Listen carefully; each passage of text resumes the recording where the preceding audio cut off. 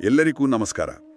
ಇವತ್ತಿನ ನಮ್ಮ ಆಳವಾದ ಚರ್ಚೆ ಜೀವನದಲ್ಲಿ ಯಶಸ್ಸು ಪಡೆಯೋದು ಹೇಗೆ ಅನ್ನೋದರ ಬಗ್ಗೆ.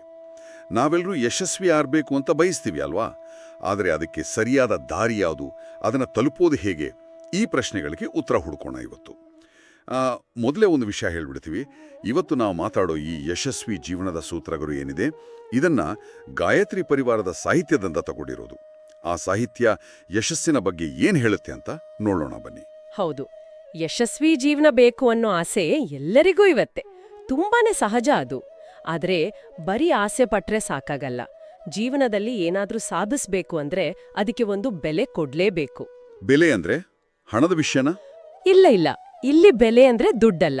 ಬದಲಿಗೆ ನಮ್ಮ ನಿರಂತರವಾದ ಪ್ರಯತ್ನ, ಅಂದ್ರೆ ಬಿಡದೆ ಕಷ್ಟಪಡೋದು, ಮತ್ತೆ ಮುಖ್ಯವಾಗಿ ನಮ್ಮ ಮನಸ್ಸಿನ ಪೂರ್ತಿ ಗಮನ, ಅಂದ್ರೆ ಮನೋಯೋಗ ಅಂತಾರಲ್ಲ ಅದು. ಮನುಷ್ಯನೇ ತನ್ನ ಹಣೆ ಬರಹ ಬರ್ಕೋತಾನೆ ಅಂತಾರಲ್ಲ, ಅದು ನಿಜ ಅನ್ಸುತ್ತೆ.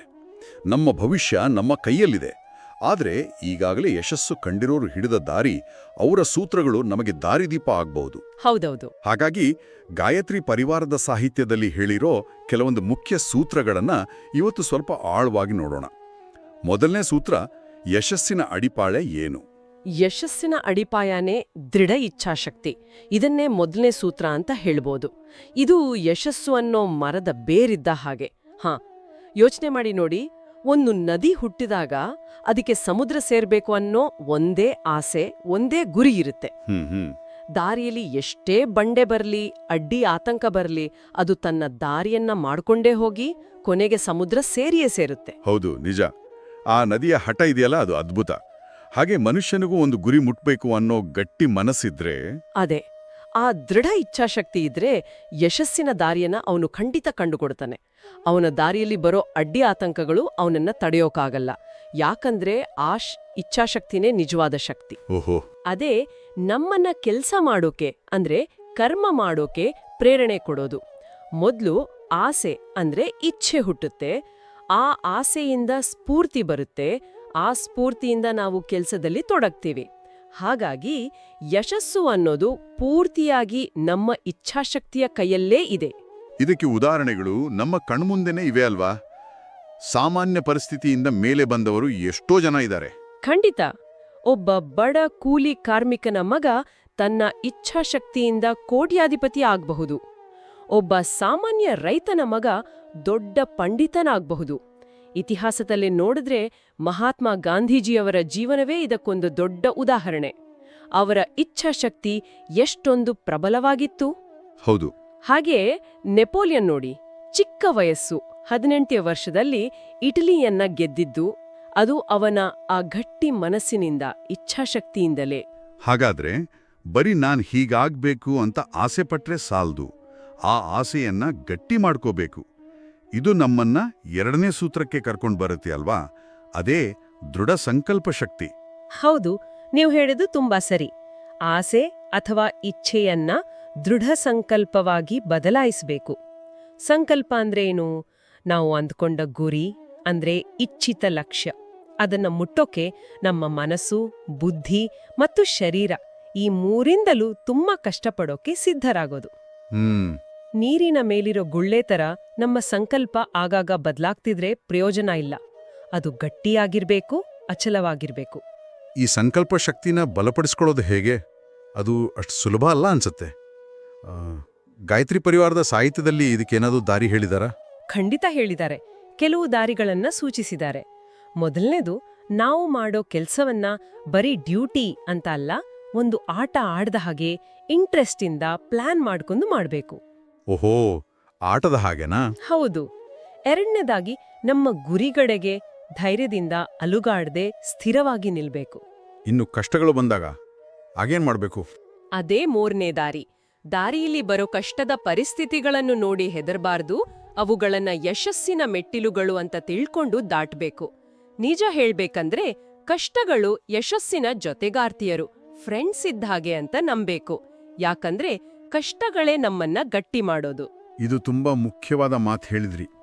ಇನ್ನು ನಾಲ್ಕನೇದಾಗಿ, ದೊಡ್ಡ ಸಂಕಲ್ಪ ಮಾಡೋಕ್ಕೂ ಮುಂಚೆ ಚಿಕ್ಕ ಚಿಕ್ಕ ಸಂಕಲ್ಪಗಳನ್ನ ಮಾಡಿ ಅದನ್ನ ಪೂರ್ತಿ ಮಾಡೋ ಅಭ್ಯಾಸ ಮಾಡ್ಕೋಬೇಕು. ಉದಾಹರಣೆಗೆ, ಇವತ್ತು ನಾನು ಟಿವಿ ನೋಡಲ್ಲ, ಯಾರ್ ಜೊತೆನೂ ಹರಟೆ ಹೊಡೆದು ಟೈಮ್ ವೇಸ್ಟ್ ಮಾಡಲ್ಲ, ಯಾರಿಗೂ ಕೆಟ್ಟ ಮಾತಾಡಲ್ಲ, ಯಾವುದೇ ಕೆಟ್ಟ ಚಟ ಅಂದ್ರೆ ಗುಟ್ಕಾ ತಿನ್ನೋದು ಈ ತರ ಮಾಡಲ್ಲ. ಹೀಗೆ ಚಿಕ್ಕದಾಗಿ ಸಂಕಲ್ಪ ಮಾಡಿ ಅದನ್ನ ಧೈರ್ಯದಿಂದ ಪಾಲಿಸ್ಬೇಕು. ಓಹೋ, ಅಂದ್ರೆ ಈ ಸಣ್ಣ ಸಣ್ಣ ಗೆಲುವುಗಳು ದೊಡ್ಡ ಗೆಲುವಿಗೆ ದಾರಿ ಮಾಡಿಕೊಡುತ್ತೆ ಅಂತ. ಖಚಿತವಾಗಿ. ಹೀಗೆ ಚಿಕ್ಕ ಸಂಕಲ್ಪಗಳನ್ನ ಪೂರೈಸ್ತಾ ಹೋದಾಗೆ ದೊಡ್ಡ ಸಂಕಲ್ಪಗಳನ್ನ ಮಾಡೋಕೆ ಮತ್ತೆ ಅದನ್ನ ಪೂರ್ತಿ ಮಾಡೋಕೆ ಬೇಕಾದ ಶಕ್ತಿ, ಆತ್ಮವಿಶ್ವಾಸ ನಮ್ಮಲ್ಲಿ ಬೆಳೆಯುತ್ತೆ. ನಮ್ಮ ದೇಶದ ಲಾಲ್ ಬಹದ್ದೂರ್ ಶಾಸ್ತ್ರಿ ಅವರು ಅಥವಾ ಡಾಕ್ಟರ್ APJ ಅಬ್ದುಲ್ ಕಲಾಂ ಅವರು ಇವರೆಲ್ಲ ಇದಾರಲ್ಲ, ಇವರನ್ನ ನೋಡಿ. ಅವರ ದೃಢ ಸಂಕಲ್ಪವೇ ಅವರನ್ನ ಅಸಾಧಾರಣ ಸಾಧನೆ ಮಾಡೋ ಹಾಗೆ ಮಾಡ್ತು. ಹೌದು, ದೃಢ ಇಚ್ಛೆ, ದೃಢ ಸಂಕಲ್ಪ ಆಯ್ತು. ಆದ್ರೆ ಇವೆರಡೂ ಇದ್ರೂ ಸುಮ್ಮನೆ ಕೂತಿದ್ರೆ ಯಶಸ್ಸು ಸಿಗುತ್ತಾ? ಖಂಡಿತ ಇಲ್ಲ. ಇಲ್ಲಿ 3ನೇ ಸೂತ್ರದ ಮಹತ್ವ ಬರುತ್ತೆ. ಪರಿಶ್ರಮ ಮತ್ತು ಪುರುಷಾರ್ಥ. ಅಂದ್ರೆ ಕಷ್ಟಪಟ್ಟು ದುಡಿಯೋದು ಮತ್ತು ಸತತ ಪ್ರಯತ್ನ ಮಾಡೋದು. 100ಕ್ಕೆ 100 ಸತ್ಯ. ಯಾವ ವ್ಯಕ್ತಿ ತನ್ನ ಗುರಿಗೆ ತಕ್ಕ ಹಾಗೆ ಕಷ್ಟಪಡೋಕೆ ಯಾವಾಗ್ಲೂ ರೆಡಿ ಇರ್ತಾನೋ, ತನ್ನಲ್ಲಿರೋ ಶಕ್ತಿಯನ್ನ ಪೂರ್ತಿಯಾಗಿ ಸರಿಯಾದ ದಾರಿಯಲ್ಲಿ ಬಳಸ್ತಾನೋ, ಅವನು ಖಂಡಿತ ಸಾರ್ಥಕತೆ ಪಡಿತಾನೆ. ಅಂದ್ರೆ ಯಶಸ್ವಿ ಜೀವನ ನಡೆಸ್ತಾನೆ. ಈ ಸಾಹಿತ್ಯ ಹೇಳೋ ಹಾಗೆ ಕೆಲ್ಸ ಮಾಡ್ತಿದ್ರೆ ಅದೇ ಜೀವನ. ಏನೋ ಮಾಡ್ದೆ ಸುಮ್ನೆ ಇರೋದು ಅದು ಸಾವಿಗೆ ಸಮಯದ ಹಾಗೆ. ದೊಡ್ಡ ದೊಡ್ಡ ಆಸೆಗಳನ್ನ ಇಟ್ಕೊಂಡ್ರೆ ಅವು ಯಾವತ್ತೂ ನಿಜ ಆಗಲ್ಲ. ಯಶಸ್ಸಿಗೆ ಬೇಕಾದ ಎಲ್ಲ ಶಕ್ತಿಗಳು ಎಲ್ಲರಲ್ಲೂ ಇವೆ. ಆದರೆ ಅವು ಹೊರಗೆ ಬರೋದು ಮತ್ತು ಬಳಕೆಗೆ ಬರೋದು ಕೇವಲ ಪರಿಶ್ರಮದಿಂದ, ಪ್ರಯತ್ನದಿಂದ ಮಾತ್ರ. ಯಶಸ್ಸು ಅಂದ್ರೆ ನಾವು ಸುರಿಸಿದ ಬೆವರಿನ ಬೆಲೆ ಅಂತಾನೂ ಹೇಳ್ಬೋದು. ಬೆವರಿನ ಬೆಲೆ. ಸರಿ, ಪರಿಶ್ರಮ ಪಡ್ತೀವಿ, ಆದರೆ ಕೆಲವೊಮ್ಮೆ ನನ್ನ ಕೈಲಿ ಆಗುತ್ತಾ ಅನ್ನೋ ಡೌಟ್ ಬರುತ್ತಲ್ಲ. ಇಲ್ಲಿ 4ನೇ ಸೂತ್ರ ಬಹಳ ಮುಖ್ಯ ಅನ್ಸುತ್ತೆ. ಆತ್ಮವಿಶ್ವಾಸ ಮತ್ತು ಆತ್ಮನಿರ್ಭರತೆ. ಅಂದ್ರೆ ನಮ್ಮ ಮೇಲೆ ನಂಬಿಕೆ ಇರೋದು ಮತ್ತೆ ಬೇರೆಯವರ ಮೇಲೆ ಅವಲಂಬಿಸದೇ ಇರೋದು. ಅತಿ ಮುಖ್ಯವಾದ ಅಂಶ ಇದು. ನಮ್ಮನ್ನ ನಾವೇ ನಾನ್ ಬಡವ, ನಾನ್ ವೀಕ್, ನನ್ ಕಲ್ಲಿ ಏನೂ ಆಗಲ್ಲ ಅಂತೆಲ್ಲ ತಿಳ್ಕೋಬಾರ್ದು. ಬದಲಿಗೆ ನಾನು ಶಕ್ತಿಶಾಲಿ, ನನ್ನಲ್ಲೂ ಕೆಪಾಸಿಟಿ ಇದೆ ಅಂತ ತಿಳಿಬೇಕು. ಒಂದು ಚಿಕ್ಕ ಬೀಜದಲ್ಲಿ ದೊಡ್ಡ ಮರನೇ ಅಡಗಿರುತ್ತಲ್ಲ, ಹಾಗೆ ಎಲ್ಲಾ ಶಕ್ತಿಗಳು ನಮ್ಮೊಳಗೆ ಬೀಜ ರೂಪದಲ್ಲಿ ಅಡಗಿದೆ ಅಂತ ನಂಬಬೇಕು.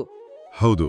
ಬೇರೆಯವರು ಯಶಸ್ವಿ ಆಗಿದ್ರೆ ಅವ್ರ ತರ ನಾನೂ ಸಾಧನೆ ಮಾಡ್ಬಲ್ಲೆ ಅನ್ನೋ ಗಟ್ಟಿ ನಂಬಿಕೆ ಬೇಕು. ಗಾಯತ್ರಿ ಪರಿವಾರದ ಪೂಜ್ಯ ಗುರುದೇವರು ಹೇಳಿದ ಒಂದು ಮಾತು ನೆನಪಾಗ್ತಿದೆ. ನಿಮ್ಮೇಲೆ ನಂಬಿಕೆ ಇರ್ಲಿ, ನೀವು ಈ ಜಗತ್ತಿನ ಅತ್ಯಂತ ಮಹತ್ವದ ವ್ಯಕ್ತಿ. ಅಂದ್ರೆ ದೇವರು ಎಲ್ಲರಿಗೂ ಒಂದೇ ರೀತಿ ಶಕ್ತಿ ಕೊಟ್ಟಿರ್ತಾನೆ. ಅದನ್ನು ನಾವು ಗುರುತಿಸಬೇಕು, ಬೆಳೆಸಬೇಕು. ಖಂಡಿತ. ಆತ್ಮವಿಶ್ವಾಸ ಇರೋ ವ್ಯಕ್ತಿ ಎಂಥ ಕಷ್ಟ ಬಂದ್ರೂ ದಾರಿ ಮಾಡ್ಕೊಂಡ್ ಮುಂದೆ ಹೋಗ್ತಾನೆ. ಆದ್ರೆ ಯಾವಾಗಲೂ ಬೇರೆಯವರ ಸಹಾಯಕ್ಕೆ ಕಾಯೋನೋ, ಪರಾವಲಂಬಿ ಆದೋನೋ ಪ್ರತಿ ಹೆಜ್ಜೆಲೂ ಹಿಂದೆ ಮುಂದೆ ನೋಡ್ತಾನೆ, ತಡವರ್ತಾನೆ. ನಾವು ನಮ್ಮ ಶಕ್ತಿ ಮೇಲೆ ನಂಬಿಕೆ ಇಟ್ಟು ಗಟ್ಟಿಯಾಗಿ ನಿಂತ್ರೆ ನೋಡಿ, ಆಗ ಬೇರೆಯವರ ಸಹಾಯನೂ ತಾನಾಗೆ ಬರುತ್ತೆ. ಇದಕ್ಕೆ ಉದಾಹರಣೆಗಳಿವ್ಯಾ? ಖಂಡಿತ ಇವೆ.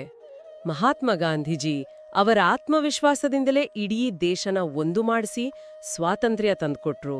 ಅಬ್ರಹಂ ಲಿಂಕನ್ ನೋಡಿ, ಜೀವನದಲ್ಲಿ ಅದೆಷ್ಟೋ ಸೋಲು ಕಂಡ್ರು ಆತ್ಮವಿಶ್ವಾಸ ಕಳ್ಕೊಳ್ದೆ ಕೊನೆಗೆ ಅಮೆರಿಕದ ಅಧ್ಯಕ್ಷರಾದ್ರು. ಯುಗ ಋಷಿ ಪಂಡಿತ್ ಶ್ರೀರಾಮ್ ಶರ್ಮಾ ಆಚಾರ್ಯರು ತಮ್ಮ ಆತ್ಮವಿಶ್ವಾಸದ ಬಲದಿಂದಲೇ ಕೋಟ್ಯಾಂತರ ಜನರ ಜೀವನಕ್ಕೆ ದಾರಿ ತೋರಿಸಿದ್ರು. ನಾವು ನಮ್ಮ ಗುರಿ ಮೇಲೆ ದೃಢ ಸಂಕಲ್ಪದಿಂದ ನಿಂತ್ಕೊಂಡಾಗ ಯಶಸ್ಸು ಸಿಗುತ್ತೆ. ಅದು ನಮ್ಮ ಆತ್ಮವಿಶ್ವಾಸನ ಇನ್ನೂ ಹೆಚ್ಚು ಮಾಡುತ್ತೆ. ಒಂದು ಇಂಟ್ರೆಸ್ಟಿಂಗ್ ವಿಷಯ ಏನಂದ್ರೆ, ಕಷ್ಟಗಳನ್ನ ನಾವು ಧೈರ್ಯವಾಗಿ ಎದುರಿಸಿದಾಗ ನಮ್ಮ ಆತ್ಮವಿಶ್ವಾಸ ಇದೆಯಲ್ಲ, ಅದು ಆಶ್ಚರ್ಯಕರವಾಗಿ ಹೆಚ್ಚಾಗುತ್ತೆ. ಪರಿಶ್ರಮ, ಆತ್ಮವಿಶ್ವಾಸ ಎಲ್ಲ ಸರಿ. ಆದ್ರೆ ಒಂದಿನ ಕೆಲಸ ಮಾಡಿ 4 ದಿನ ಸುಮ್ಮನೆ ಇದ್ರೆ ಯಶಸ್ಸಿಗುತ್ತಾ? ಇಲ್ಲ. ಇದು ನಮ್ಮನ್ನ 5ನೇ ಸೂತ್ರಕ್ಕೆ ತರುತ್ತೆ. ನಿರಂತರ ಪ್ರಯಾಸ, ಅಂದ್ರೆ ಸತತವಾದ ಬಿಡದ ಪ್ರಯತ್ನ. ಮತ್ತೆ ಮೊಲದ ಕತೆ ನಮ್ಗೆಲ್ಲ ಗೊತ್ತೇ ಇದೆಯಲ್ಲ. ಹೌದು. ಯಾರು ಗುರಿ ಮುಟ್ಟೋವರೆಗೂ ನಿಲ್ಲೋದಿಲ್ಲವೋ, ಆಮೆ ತರ ನಿಧಾನ ಆದ್ರೂ ಪರವಾಗಿಲ್ಲ, ಸತತವಾಗಿ ಮುಂದೆ ಹೋಗ್ತಾರೋ ಅವ್ರೇ ಕೊನೆಗೆ ಗೆಲ್ಲೋದು. ತಮ್ಮ ಗುರಿ, ತಮ್ಮ ಧ್ಯೇಯದ ಬಗ್ಗೆ ಯಾರಿಗೆ ಬದ್ಧತೆ ಮತ್ತೆ ನಿಷ್ಠೆ ಇರುತ್ತೋ ಅವರಿಗೆ ದಾರಿಯಲ್ಲಿ ಬರೋ ಯಾವ ಅಡ್ಡಿ ಆತಂಕಗಳು ದೊಡ್ಡದಾಗಿ ಕಾಣಿಸಲ್ಲ, ತಡೆಯೋಕ್ಕೂ ಆಗಲ್ಲ. ಆ ಕಥೆಯಲ್ಲಿ ಮೊಲ ಸೋತಿದ್ಯಾಕೆ? ಅದು ವೇಗವಾಗಿದ್ರೂನು. ಯಾಕಂದ್ರೆ ಅದ್ರ ಗುರಿ ಮೇಲಿದ್ದ ಗಮನ ಹೋಯ್ತು, ಪ್ರಯತ್ನದಲ್ಲಿ ಸ್ವಲ್ಪ ಆಲಸ್ಯ ಬಂತು, ಸ್ವಲ್ಪ ನಿರ್ಲಕ್ಷ್ಯ ಮಾಡ್ತು. ಹಾಗೆ ನಮ್ಮ ಜೀವನದಲ್ಲೂ ಗುರಿ ಮೇಲಿರೋ ಸಮರ್ಪಣಾ ಭಾವ ಕಡಿಮೆ ಆದ್ರೆ, ಪ್ರಯತ್ನದಲ್ಲಿ ಸಡಿಲಿಕೆ ಬಂದ್ರೆ ಸೋಲು ಖಚಿತ. ನಿರಂತರವಾದ ಕೆಲ್ಸ ಮಾಡೋದೇ ಯಶಸ್ಸಿನ ಮೂಲಾಧಾರ. ಏನು ಮಾಡ್ದೆ ಕೈಕಾಲಾಡಿಸ್ದೆ ಸೋಮಾರಿಯಾಗಿರೋ ವ್ಯಕ್ತಿನ ಜೀವಂತ ಅಂತಾನೆ ಹೇಳೋಕಾಗಲ್ಲ. ಇನ್ನು ಅವನು ಯಶಸ್ವಿ ಆಗೋದು ಹೇಗೆ? ಇದಕ್ಕೆ ಉದಾಹರಣೆ ಅಂದ್ರೆ ಮಹಾರಾಣಾ ಪ್ರತಾಪರು. ಕಾಡುಮೇಡು ಅಲೆದು ಹುಲ್ಲಿನ ರೊಟ್ಟಿ ತಿಂದು ಕಷ್ಟಪಟ್ರು ಅವರು ಧೈರ್ಯ ಕಳ್ಕೊಳ್ಳಿಲ್ಲ. ಕೊನೆವರೆಗೂ ನಿರಂತರವಾಗಿ ಹೋರಾಡಿದ್ರು. ಅವರ ಬದುಕು ನಿರಂತರ ಪ್ರಯತ್ನಕ್ಕೆ ಒಂದು ದೊಡ್ಡ ಸ್ಫೂರ್ತಿಯಲ್ವಾ? ಖಂಡಿತ. ಸಮರ್ಪಿತ ವ್ಯಕ್ತಿಯ ಸೂತ್ರನ ಈ ಸಾಹಿತ್ಯ ಹೀಗ್ ಹೇಳುತ್ತೆ: ನೋ ವೆಕೇಶನ್ ಅಂದ್ರೆ ಗುರಿ ಮುಟ್ಟೋವರೆಗೂ ರಜೆ ಇಲ್ಲ. ನೋ ಎಕ್ಸ್ಪೆಕ್ಟೇಷನ್ ಅಂದ್ರೆ ಯಾರಿಂದನೂ ಏನೂ ಅಪೇಕ್ಷೆ ಪಡಬೇಡ.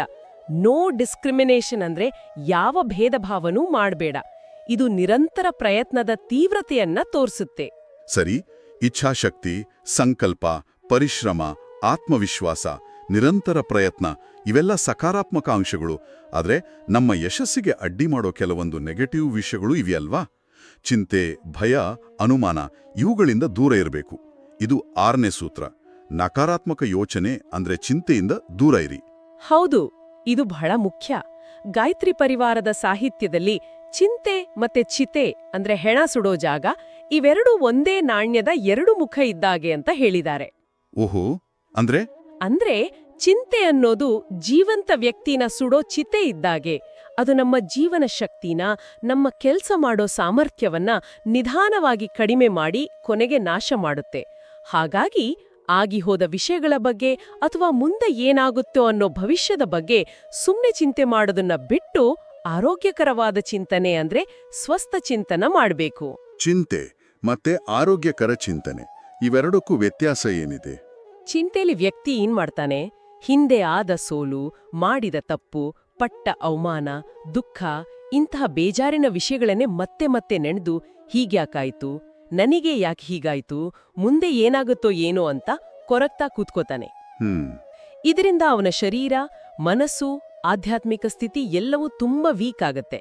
ಆದ್ರೆ ಆರೋಗ್ಯಕರ ಚಿಂತನೆಯಲ್ಲಿ ಸಮಸ್ಯೆಗೆ ಕಾರಣ ಏನು ಅಂತ ಯೋಚನೆ ಮಾಡಿ ಅದಕ್ಕೆ ಪರಿಹಾರ ಹುಡುಕೋ ಪ್ರಯತ್ನ ಮಾಡ್ತೀವಿ. ಒಂದು ಮಾತಿದೆಯಲ್ಲ, ಆಗಿದ್ದು ಹೋಯ್ತು, ಈಗ ಅದನ್ನೆನ್ನದೇನ್ ಪ್ರಯೋಜನ, ಬಿಲ್ಲು ಬಿಟ್ಟ ಬಾಣನ ವಾಪಸ್ ಹಿಡಿಯೋಕಾಗತ್ತಾ ಅಂತ. ಅದೇ ಜೋ ಬೀತ್ ಗಯಾ ಸೋ ಬೀತ್ ಗಯಿ, ತಕ್ದೀರ್ ಕಾ ಶಿಕ್ವಾ ಕೌನ್ ಕರೆ ಅನ್ನೋ ಮಾತಿನ ಅರ್ಥನೂ ಅದೇ. ಆಗಿ ಹೋದದ್ದನ್ನ ಬದಲಾಯಿಸೋಕಾಗಲ್ಲ. ಅದಕ್ಕೆ ಹಣೆ ಬರಹನ ಬೈತಾ ಕೂತ್ರೆ ಪ್ರಯೋಜನ ಇಲ್ಲ. ಆರೋಗ್ಯಕರ ಚಿಂತನೆ ಮಾಡಿದ್ರೆ ನಮ್ಮ ಮೆದುಳಿನ ಶಕ್ತಿ ಸರಿಯಾದ ದಿಕ್ಕಲ್ಲಿ ಕೆಲಸ ಮಾಡುತ್ತೆ, ಸಮಸ್ಯೆಗಳಿಗೆ ಪರಿಹಾರಗಳು ಹೊಳಿತಾವೆ. ಹಾಗಾದ್ರೆ ಈ ಚಿಂತೆಯಿಂದ ಹೊರಗೆ ಬರೋದು ಹೇಗೆ? ಏನಾದ್ರೂ ಸುಲಭ ಉಪಾಯ ಇದೆಯಾ? ಒಂದು ರಾಮಬಾಣ ಉಪಾಯ ಅಂದ್ರೆ ವ್ಯಸ್ತವಾಗಿರಿ, ಮಸ್ತಾಗಿರಿ. ವ್ಯಸ್ತವಾಗಿರಿ, ಮಸ್ತಾಗಿರಿ. ಹೌದು. ಅಂದ್ರೆ ಯಾವಾಗ್ಲೋ ಯಾವ್ದಾದ್ರೂ ಒಂದು ಒಳ್ಳೆ ಕೆಲ್ಸದಲ್ಲಿ ನಿಮ್ಮನ್ನ ನೀವು ತೊಡಗಿಸ್ಕೊಳ್ಳಿ. ಆಗ ಮನಸ್ಸಿಗೆ ಕೆಟ್ಟ ಯೋಚನೆಗಳು ಬರೋಕೆ ಅವಕಾಶನೇ ಇರೋದಿಲ್ಲ. ಆಗ ನೀವು ಸಂತೋಷವಾಗಿ ಮಸ್ತಾಗಿ ಇರ್ಬೋದು.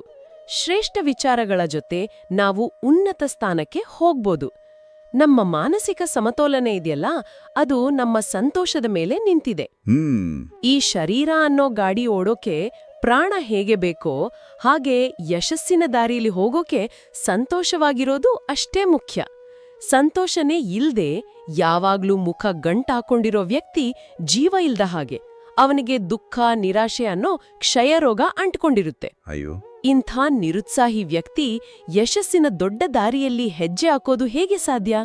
ಅದಕ್ಕೆ ಸಂತೋಷವಾಗಿರೋ ಅಭ್ಯಾಸ ಮಾಡ್ಕೋಬೇಕು. ನಗನಗ್ತಾ ಇರ್ಬೇಕು. ನಮ್ಮ ಸಂತೋಷನ ಬೇರೆಯವ್ರ ಜೊತೆ ಹಂಚ್ಕೋಬೇಕು. ಬೇರೆಯವ್ರ ದುಃಖದಲ್ಲಿ ಭಾಗಿಯಾಗ್ಬೇಕು. ನಗುವಿನಿಂದ ನಮ್ಮ ಸುತ್ತ ಇರೋ ವಾತಾವರಣನೇ ಚೆನ್ನಾಗಿರುತ್ತೆ. ಆಶಾವಾದ ಮತ್ತು ಉತ್ಸಾಹ ಎಲ್ಲ ಕಡೆ ಹರಡುತ್ತೆ. ನಮ್ಮ ಯಶಸ್ಸಿನ ಪಯಣದಲ್ಲಿ ನಮ್ಗೆ ಸ್ಫೂರ್ತಿ ಬೇಕು, ದಾರಿ ತೋರ್ಸೋರ್ಬೇಕು. ಇಲ್ಲಿ 7ನೇ ಸೂತ್ರ ಬರುತ್ತೆ: ಯಶಸ್ವಿ ವ್ಯಕ್ತಿಗಳನ್ನು ಜೀವನದ ಆದರ್ಶವನ್ನಾಗಿ ಮಾಡ್ಕೊಳ್ಳಿ. ಹೌದು, ಮಹಾಪುರುಷರು ನಮ್ಮ ಜೀವನ ಪ್ರಯಾಣದಲ್ಲಿ ಲೈಟ್ ಹೌಸ್ ಇದ್ದಾಗೆ, ದಾರಿ ತೋರಿಸೋ ದೀಪಗಳು. ಅವರ ಜೀವನ ಕಥೆಗಳನ್ನ ಓದಿದಾಗ, ಕೇಳಿದಾಗ ನಮಗೂ ಕೂಡ ಸಮಸ್ಯೆಗಳನ್ನ, ಕಷ್ಟಗಳನ್ನ ಎದುರಿಸಿ ಹೋರಾಡೋ ಧೈರ್ಯ ಬರುತ್ತೆ, ಸ್ಫೂರ್ತಿ ಸಿಗುತ್ತೆ. ಯಾರು ತಮ್ಮ ಆದರ್ಶಗಳಿಗಾಗಿ ಬದುಕಿ ಕಷ್ಟಗಳ ಜೊತೆ ಹೋರಾಡಿ ಯಶಸ್ಸು ಪಡೆದಿದ್ದಾರೋ ಅಂಥ ಮಹಾಪುರುಷರನ್ನ ನಾವು ನಮ್ಮ ಆದರ್ಶವಾಗಿ, ರೋಲ್ ಮಾಡೆಲ್ ಆಗಿ ಮಾಡ್ಕೋಬೇಕು. ಉದಾಹರಣೆಗೆ, ಮಾರ್ಟಿನ್ ಲೂಥರ್ ಚಿಕ್ಕ ವಯಸ್ಸಲ್ಲೇ ಧಾರ್ಮಿಕ ಸುಧಾರಣೆ ತಂದರು. ನ್ಯೂಟನ್ ಯುವಕನಾಗಿದ್ದಾಗಲೇ ಗ್ರಾವಿಟಿ ಥಿಯರಿ ಕಂಡಿಡಿದರು. ಅಲೆಕ್ಸಾಂಡರ್ 23ನೇ ವಯಸ್ಸಿಗೆ ಜಗತ್ತನ್ನ ಗೆಲ್ಲೋಕ್ ಹೊರತರು. ಸ್ವಾಮಿ ವಿವೇಕಾನಂದರು ತಮ್ಮ ಯೌವನದಲ್ಲೇ ನಮ್ಮ ಭಾರತೀಯ ಸಂಸ್ಕೃತಿಯ ಶ್ರೇಷ್ಠತೆಯನ್ನ ಜಗತ್ತಿಗೆ ತಿಳಿಸಿದರು. ಹೌದು, ಇವರಷ್ಟೇ ಅಲ್ಲ, ನಮ್ಮ ದೇಶಕ್ಕಾಗಿ ತಮ್ಮ ಯೌವನವನ್ನೇ ಕೊಟ್ಟ ನೂರಾರು ವೀರ ಕ್ರಾಂತಿಕಾರಿಗಳು ಇದ್ದಾರೆ. ಸಮಾಜಕ್ಕೆ ದಾರಿ ತೋರಿದ ಸರೋಜಿನಿ ನಾಯ್ಡು, ಮೇಧಾ ಪಾಟ್ಕರ್, ಝಾನ್ಸಿ ರಾಣಿ ಲಕ್ಷ್ಮೀಬಾಯಿ ಅವರಂತಹ ಮಹಿಳೆಯರು, ತುಂಬಾ ಬಡತನದಿಂದ ಮೇಲೆ ಬಂದು ದೇಶದ ದೊಡ್ಡ ಸ್ಥಾನಕ್ಕೆ ಏರಿದ ಅಬ್ರಹಾಂ ಲಿಂಕನ್, ಲಾಲ್ ಬಹದ್ದೂರ್ ಶಾಸ್ತ್ರಿಯವರು, ಇವರೆಲ್ಲರ ಜೀವನ ನಮ್ಗೆ ಸ್ಫೂರ್ತಿಯಲ್ವಾ? ಖಂಡಿತ. ಒಳ್ಳೆಯವರ ಸಹವಾಸ ಸ್ಫೂರ್ತಿ ಕೊಡುತ್ತೆ, ಅಂದ್ರೆ ಕೆಟ್ಟವರ ಸಹವಾಸ ನಮ್ಮನ್ನ ದಾರಿ ತಪ್ಪಿಸುತ್ತೆ ಅಲ್ವಾ? ಇದು 8ನೇ ಸೂತ್ರ. ಕುಸಂಗದಿಂದ ಅಂದ್ರೆ ಕೆಟ್ಟ ಸಹವಾಸದಿಂದ ಬಚಾವಾಗಿರಿ. ಖಂಡಿತವಾಗಿಯೂ. ನಮ್ಮ ಸುತ್ತಮುತ್ತಲಿನ ವಾತಾವರಣ ಮತ್ತೆ ನಮ್ಮ ಫ್ರೆಂಡ್ಸ್, ಅವರ ಸಹವಾಸ ನಮ್ಮ ಮೇಲೆ ತುಂಬಾ ಪ್ರಭಾವ ಬೀರುತ್ತೆ. ಕೆಟ್ಟವರ ಜೊತೆ ಸೇರಿದ್ರೆ ಎಷ್ಟೇ ಒಳ್ಳೆ ವ್ಯಕ್ತಿಯಾಗಿದ್ರೂ ಅವನು ನಿಧಾನವಾಗಿ ನಿಷ್ಪ್ರಯೋಜಕ, ಅಧರ್ಮಿ, ಕೆಟ್ಟ ಚಟಗಳಿಗೆ ಬಲಿಯಾದವನು, ನಾಸ್ತಿಕ ಮತ್ತೆ ಹೇಡಿ ಆಗೋ ಸಾಧ್ಯತೆ ಇರುತ್ತೆ. ಅದೇ ಸತ್ಸಂಗ ಅಂದ್ರೆ ಒಳ್ಳೆಯವರ ಸಹವಾಸ ಸಾಮಾನ್ಯ ವ್ಯಕ್ತಿನೂ ಸಹ ಒಳ್ಳೆ ನಡತೆಗೆ ಬದ್ಧನಾಗುವಂತೆ ಮಾಡುತ್ತೆ. ಗಂಗಾ ನದಿ ನೀರು ಎಷ್ಟೇ ಪವಿತ್ರವಾಗಿದ್ರೂ ಅದು ಕೊಳಚೆ ಕಾಲುವೆಗೆ ಸೇರಿದ್ರೆ ತನ್ನ ಪವಿತ್ರತೆ ಕಳ್ಕೊಳ್ಳುತ್ತೆ ಅನ್ನೋ ಹಾಗೆ. ಸರಿಯಾದ ಹೋಲಿಕೆ ಹೇಳಿದ್ರಿ. ಅದಕ್ಕೆ ಯಾರಲ್ಲಿ ಕೆಟ್ಟ ಚಟ ಇದೆಯೋ, ಯಾರು ಹಿಂಸೆ ಮಾಡೋ ಸ್ವಭಾವದವರೋ, ಕೆಟ್ಟ ನಡತೆಯವರೋ, ಕಳ್ಳ ಬುದ್ಧಿಯವರೋ, ಕೆಟ್ಟ ಭಾಷೆ ಬಳಸ್ತಾರೋ, ಕಪಟಿಗಳೋ, ಸೋಮಾರಿಗಳೋ, ಅಜಾಗರೂಕರೋ, ದುಡ್ಡು ಮತ್ತೆ ಸಮಯನ ವೇಸ್ಟ್ ಮಾಡೋವರೋ ಅಂಥ ಫ್ರೆಂಡ್ಸ್ ಸಹವಾಸನ ಬಿಟ್ಬಿಡೋದೇ ಒಳ್ಳೇದು. ಹೌದು. ಕಥೆಗಳಲ್ಲೇ ನೋಡಿ, ಸುಧಾಮ ಕೃಷ್ಣನ ಫ್ರೆಂಡ್ ಆಗಿ ಉದ್ಧಾರ ಆದ, ದುರ್ಯೋಧನ ಶಕುನಿ ಫ್ರೆಂಡ್ ಆಗಿ ಇಡೀ ಕೌರವಂಶನೇ ನಾಶ ಆಯ್ತು. ಹಾಗಾದ್ರೆ ಒಳ್ಳೆಯ ಸಹವಾಸ ಎಲ್ಲಿ ಸಿಗುತ್ತೆ? ಯಾವಾಗ್ಲೂ ಮಹಾಪುರುಷರು ನಮ್ ಜೊತೆ ಇರೋಕಾಗಲ್ವಲ್ಲ? ಅದಕ್ಕೆ ಬೆಸ್ಟ್ ದಾರಿನೇ ಸ್ವಾಧ್ಯಾಯ. ಅಂದ್ರೆ ಒಳ್ಳೆ ಪುಸ್ತಕಗಳನ್ನ, ಸತ್ಸಾಹಿತ್ಯವನ್ನ ಓದೋದು. ಶ್ರೇಷ್ಠ ಗ್ರಂಥಗಳು ನಮ್ಮ ನಿಜವಾದ, ಯಾವಾಗ್ಲೂ ಜೊತೆಗಿರೋ ಸ್ನೇಹಿತರು. ಅವುಗಳನ್ನ ಓದೋದ್ರಿಂದ ನಮ್ಗೆ ತಕ್ಷಣ ಜ್ಞಾನದ ಬೆಳಕು ಸಿಗುತ್ತೆ, ಉತ್ಸಾಹ ಬರುತ್ತೆ, ಸರಿಯಾದ ಗೈಡೆನ್ಸ್ ಸಿಗುತ್ತೆ, ನಮ್ಮ ಯೋಚನೆಗಳು ಪಾಸಿಟಿವ್ ಆಗ್ತವೆ. ನಮ್ಮ ಯಶಸ್ಸಿಗೆ ಅಡ್ಡಿಯಾಗೋ ನಮ್ಮ ಒಳಗಿನ ಶತ್ರುಗಳ ಬಗ್ಗೆನೂ ಹುಷಾರಾಗಿರ್ಬೇಕಲ್ವ? ಕೋಪ, ಅಹಂಕಾರ ಇವುಗಳ ಬಗ್ಗೆ ಏನ್ ಹೇಳುತ್ತೆ ಸಾಹಿತ್ಯ? ಇದು 9ನೇ ಸೂತ್ರ. ಕ್ರೋಧ ಮತ್ತು ಅಹಂಕಾರದಿಂದ ಬಚಾವಾಗಿರಿ. ಹೌದು, ಕೋಪ ಮತ್ತೆ ಅಹಂಕಾರ ಇವು ಮನುಷ್ಯನ ದೊಡ್ಡ ಶತ್ರುಗಳು. ಯಾವ ವ್ಯಕ್ತಿಗೆ ತುಂಬಾ ಕೋಪ ಬರುತ್ತೋ, ಯಾರು ಅಹಂಕಾರಿನೋ, ಅವನಿಗೆ ಫ್ರೆಂಡ್ಸೇ ಇರಲ್ಲ. ಅವನಿಗೆ ಪ್ರತಿ ಹೆಜ್ಜೆಲೂ ವಿರೋಧಿಗಳು, ಶತ್ರುಗಳು, ಟೀಕೆ ಮಾಡೋರು ಹುಟ್ಕೋತಾರೆ. ಕೋಪ ಬಂದಾಗ ಏನಾಗುತ್ತೆ? ವಿವೇಕ ಅಂದ್ರೆ ಯೋಚನೆ ಮಾಡೋ ಶಕ್ತಿ ಹೋಗುತ್ತೆ. ವಿವೇಕ ಹೋದ್ರೆ ಉದ್ವೇಗ ಜಾಸ್ತಿ ಆಗತ್ತೆ. ಮನಸ್ಸೆಲ್ಲ ಅಜ್ಞಾನದಿಂದ ತುಂಬಿ ಹೋಗುತ್ತೆ. ಈ ಅಜ್ಞಾನನೇ ಕೋಪಿಷ್ಠ ವ್ಯಕ್ತಿಯ ಪತನಕ್ಕೆ, ಕೊನೆಗೆ ಅವನ ಸರ್ವನಾಶಕ್ಕೆ ಕಾರಣ ಆಗುತ್ತೆ. ದಿನಪೂರ್ತಿ ನಾವು ತಿಂದ ಊಟದಿಂದ ಬಂದ ಶಕ್ತಿಯೆಲ್ಲ ಒಂದೇ ಒಂದ್ಸಾರಿ ಕೋಪ ಮಾಡ್ಕೊಂಡ್ರೆ ನಾಶ ಆಗುತ್ತೆ ಅಂತನೂ ಹೇಳ್ತಾರೆ. ಇನ್ನು ಅಹಂಕಾರದ ಬಗ್ಗೆ? ಅಹಂಕಾರಿ ವ್ಯಕ್ತಿ ತಾನೇ ಸರಿ, ತನ್ನದೇ ಗ್ರೇಟ್ ಅನ್ನೋ ಅಹಂನಲ್ಲಿ ಮುಳುಗಿರುತ್ತಾನೆ. ಅವನಿಗೆ ಬೇರೆಯವರಿಂದ ಕಲಿಯೋ ಮನಸ್ಸೇ ಇರಲ್ಲ. ಹಾಗಾಗಿ ಅವನಿಗೆ ಜ್ಞಾನದ, ಬೆಳವಣಿಗೆಯ ಎಲ್ಲಾ ದಾರಿಗಳು ಮುಚ್ಚೋಗ್ತವೆ. ಅವನ ಪ್ರಗತಿ ಅಸಾಧ್ಯ ಆಗತ್ತೆ. ಇದಕ್ಕೆ ಪರಿಹಾರ ಏನು? ಯಾವಾಗ್ಲೂ ನಮ್ಮ ನಡತೆಯನ್ನ ಸೌಮ್ಯವಾಗಿಟ್ಕೋಬೇಕು. ವಿನಯದಿಂದ, ಕಲಿಯೋ ಮನೋಭಾವದಿಂದ ಇರೋರನ್ನ ಎಲ್ರೂ ಇಷ್ಟಪಡ್ತಾರೆ. ಕುಟುಂಬದವರು, ಸಮಾಜದವರು ಎಲ್ಲರೂ ಸಹಾಯ ಮಾಡೋಕ್ ಮುಂದೆ ಬರ್ತಾರೆ. ವಿನಯ ಮತ್ತೆ ಸಭ್ಯತೆಯಿಂದ ತಂದೆ ತಾಯಿ, ಸ್ನೇಹಿತರು, ಗುರುಗಳು ಎಲ್ಲರ ಸಹಕಾರ ಸಿಗುತ್ತೆ. ಇದರಿಂದ ಯಶಸ್ಸಿನ ದಾರಿ ಸುಲಭ ಆಗುತ್ತೆ. ಕೊನೆಯದಾಗಿ 10ನೇ ಸೂತ್ರ. ನಮ್ಮೆಲ್ಲರ ಹತ್ರ ಇರೋ, ಆದರೆ ನಾವು ಹೆಚ್ಚಾಗಿ ಕೇರ್ ಮಾಡದೇ ಇರೋ ಅತ್ಯಮೂಲ್ಯವಾದ ಸಂಪತ್ತು ಸಮಯ. ಸಮಯದ ಪ್ರಬಂಧನ ಅಂದ್ರೆ ಟೈಮ್ ಮ್ಯಾನೇಜ್ಮೆಂಟ್. ಅತ್ಯಂತ ಮುಖ್ಯವಾದ ಸೂತ್ರ ಇದು. ಯಾರು ತಮ್ಮ ಜೀವನವನ್ನ ಪ್ರೀತಿಸ್ತಾರೋ ಅವರು ಸೋಮಾರಿತನದಲ್ಲಿ ಸಮಯವನ್ನ ಹಾಳು ಮಾಡಬಾರ್ದು ಅಂತ ಒಂದು ಮಾತಿದೆ. ಅಂದ್ರೆ ಜೀವನದ ಮೇಲೆ ಪ್ರೀತಿ ಇದ್ರೆ ಟೈಮ್ ವೇಸ್ಟ್ ಮಾಡಬೇಡಿ. ಯಾಕಂದ್ರೆ ಸಮಯನೇ ಜೀವನ. ನಾವು ಸಮಯ ಅನ್ನೋ ಬೆಲೆ ಕೊಟ್ಟು ಅದನ್ನ ಸರಿಯಾಗಿ ಬಳಸ್ಕೊಂಡ್ರೆ ಯಶಸ್ವಿ ಸ್ಟೂಡೆಂಟ್, ಕಲಾವಿದ, ಸಂಗೀತಗಾರ, ಬಿಸ್ನೆಸ್ ಮ್ಯಾನ್, ವಿಜ್ಞಾನಿ, ಹೀಗೆ ಯಾವ ಫೀಲ್ಡ್ನಲ್ಲಾದ್ರೂ ಎಕ್ಸ್ಪರ್ಟ್ ಆಗ್ಬೋದು. ಅವರು ತಮ್ಮ ಜೀವನದ ಅಮೂಲ್ಯ ಅವಕಾಶಗಳನ್ನ ಕಳ್ಕೋತಾರೆ. ಟೈಮ್ ಪಾಸ್ ಮಾಡ್ತೀವಿ ಅಂತ ನಾವು ಸಮಯವನ್ನ ಕೊಂದ್ರೆ ಸಮಯ ನಮ್ಮನ್ನ ಹಿಂದೆ ಹಾಕಿ ಮುಂದೆ ಹೋಗ್ಬಿಡುತ್ತೆ. ನೆನಪಿಡಿ, ಕಳೆದ ಹೋದ ಸಮಯ ಮತ್ತೆ ಹೇಳಿ ಹೋದ ಮಾತು ಇವೆರಡೂ ಯಾವತ್ತೂ ವಾಪಸ್ ಬರಲ್ಲ. ಹೌದು, ಒಂದು ನಿರ್ದಿಷ್ಟ ಟೈಮ್ಗೆ ಸಿಗೋ ಅವಕಾಶಗಳು ಆ ಟೈಮ್ ಜೊತೆಗೆ ಹೊರಟೋಗ್ತವೆ. ಅದಕ್ಕೆ ಸಮಯವನ್ನ ಕಳ್ಕೊಳ್ಳೋದೇ ಎಲ್ಲಕ್ಕಿಂತ ದೊಡ್ಡ ನಷ್ಟ. ಇದನ್ನ ತಪ್ಪಿಸೋಕೆ ಏನ್ ಮಾಡ್ಬೇಕು? ಟೈಮ್ನ ಹೇಗ್ ಮ್ಯಾನೇಜ್ ಮಾಡ್ಬೇಕು? ಈ ಸಾಹಿತ್ಯ ಕೆಲವು ಸಿಂಪಲ್ ದಾರಿಗಳನ್ನ ಹೇಳುತ್ತೆ. ತಿಳಿಸಿ. ಮೊದಲನೇದಾಗಿ, ನಮ್ಮ ದಿನನಿತ್ಯದ ಕೆಲ್ಸಗಳ ಒಂದು ಲಿಸ್ಟ್, ಅಂದ್ರೆ ದಿನಚರಿ ಚಾರ್ಟ್ ಮಾಡ್ಕೋಬೇಕು. ಇವತ್ತಿನ ಕೆಲ್ಸ ಇವತ್ತೇ ಮಾಡು, ನಾಳೆಗೆ ಹಾಕ್ಬೇಡ ಅನ್ನೋ ರೂಲ್ ಫಾಲೋ ಮಾಡ್ಬೇಕು. ಸರಿ. ಎರಡನೇದಾಗಿ, ಕೆಲ್ಸಗಳ್ನ ಅವುಗಳ ಇಂಪಾರ್ಟೆನ್ಸ್ ಪ್ರಕಾರ, ಪ್ರಿಯಾರಿಟಿ ಪ್ರಕಾರ ಲಿಸ್ಟ್ ಮಾಡ್ಕೋಬೇಕು. ಪ್ರತಿ ಕೆಲ್ಸನೂ ಟೈಮ್ಗೆ ಸರಿಯಾಗಿ ಮುಗ್ಸೋಕೆ ಟ್ರೈ ಮಾಡ್ಬೇಕು. ಇನ್ನು ಮೂರನೇದಾಗಿ, ಪ್ರತಿದಿನ ರಾತ್ರಿ ಮಲ್ಗೋಕ್ಕೂ ಮುಂಚೆ ಇವತ್ತು ನಾನ್ ನನ್ನ ಟೈಮ್ನ ಹೇಗ್ ಬಳಸ್ದೆ, ಎಷ್ಟು ಟೈಮ್ ಒಳ್ಳೆದಕ್ಕೆ ಉಪಯೋಗ ಆಯ್ತು, ಎಷ್ಟು ವೇಸ್ಟ್ ಆಯ್ತು ಅಂತ ಒಮ್ಮೆ ನಮ್ಮನ್ನ ನಾವೇ ವಿಮರ್ಶೆ ಮಾಡ್ಕೋಬೇಕು. ಇದು ನಮ್ಮನ್ನ ನಾವೇ ಸರಿಪಡಿಸ್ಕೊಳ್ಳೋಕೆ ಮತ್ತೆ ನಾಳೆ ದಿನಾನ ಇನ್ನೂ ಚೆನ್ನಾಗಿ ಪ್ಲಾನ್ ಮಾಡೋಕೆ ಸಹಾಯ ಮಾಡುತ್ತೆ. ಕೇಳುಗರಿಗೆ ಗಾಯತ್ರಿ ಪರಿವಾರದ ಸಾಹಿತ್ಯದ ಆಧಾರದ ಮೇಲೆ ಯಶಸ್ವಿ ಜೀವನದ 10 ಸೂತ್ರಗಳನ್ನು ನಾವು ಚರ್ಚೆ ಮಾಡಿದ್ದೀವಿ. ಇಚ್ಛಾಶಕ್ತಿ, ಸಂಕಲ್ಪ, ಪರಿಶ್ರಮ, ಆತ್ಮವಿಶ್ವಾಸ, ನಿರಂತರ ಪ್ರಯತ್ನ, ನಕಾರಾತ್ಮಕ ಚಿಂತನೆಗಳಿಂದ ದೂರ ಇರೋದು, ಆದರ್ಶ ವ್ಯಕ್ತಿಗಳನ್ನು ಫಾಲೋ ಮಾಡೋದು, ಕೆಟ್ಟ ಸಹವಾಸದಿಂದ ದೂರ ಇರೋದು, ಕೋಪ ಅಹಂಕಾರಗಳನ್ನು ಗೆಲ್ಲೋದು, ಮತ್ತೆ ಸಮಯದ ಸರಿಯಾದ ನಿರ್ವಹಣೆ. ಹೌದು, ಈ ಸೂತ್ರಗಳನ್ನ ಜೀವನದಲ್ಲಿ ಅಳವಡಿಸ್ಕೊಂಡ್ರೆ ಯಶಸ್ಸು ಖಂಡಿತ ಸಾಧ್ಯ. ಯಶಸ್ಸನ್ನ ಸಾಧಿಸೋದು ಪ್ರತಿಯೊಬ್ಬ ಮನುಷ್ಯನ ಜನ್ಮಸಿದ್ಧ ಹಕ್ಕು.